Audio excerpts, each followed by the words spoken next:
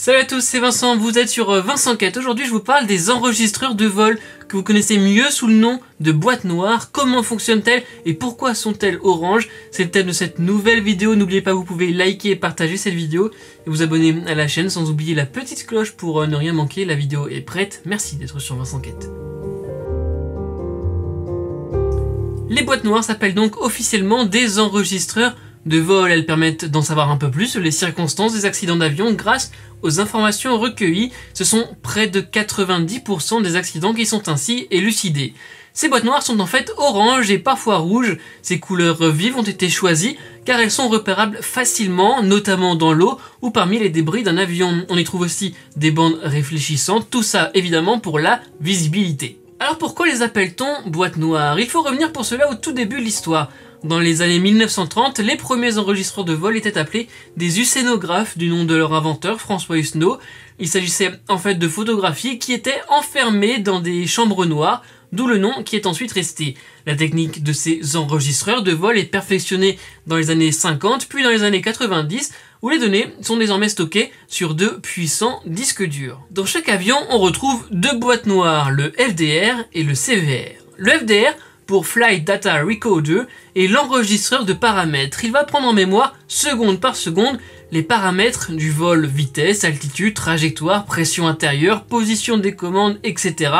Il garde en mémoire tous les paramètres sur les 25 dernières heures. Le CVR pour Cockpit Voice Recorder est l'enregistreur phonique. Il va garder en mémoire les 2 dernières heures de son, les discussions entre l'équipage, les autres sons, les annonces entendues, et si on pousse à l'extrême, on peut entendre les moteurs et en déduire leur régime. Ces boîtes noires pèsent entre 7 et 10 kg chacune et coûtent en moyenne entre 10 000 et 15 000 euros pièce. Elles sont souvent situées à l'arrière des avions car c'est l'emplacement le moins exposé en cas de crash, mais c'est le constructeur qui décide de leur emplacement à bord. Dans le futur, les enregistreurs de vol pourront communiquer directement avec le sol, ce qui évitera d'avoir à chercher les boîtes noires une fois le crash survenu.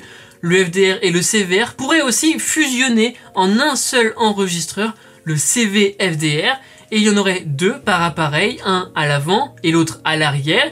Il suffirait donc d'en récupérer un seul pour accéder à l'ensemble des données enregistrées. Ces boîtes noires sont assez spectaculaires niveau résistance. Le cahier des charges des constructeurs indique bien qu'elles doivent résister aux conditions les plus extrêmes. Elles sont résistantes par exemple à l'eau salée, au feu, au choc, aux vagues. Bref, elles sont plus ou moins indestructibles. Cela est lié à leur armure, 3 couches d'acier de titane, et vous voyez à l'image ce à quoi peuvent résister ces boîtes noires. C'est juste incroyable et ça m'a vraiment étonné en vous préparant cette vidéo. Les boîtes noires sont aussi équipées de balises ultrasons qui se déclenchent au contact de l'eau et qui émettent un signal toutes les secondes pendant une trentaine de jours après l'accident.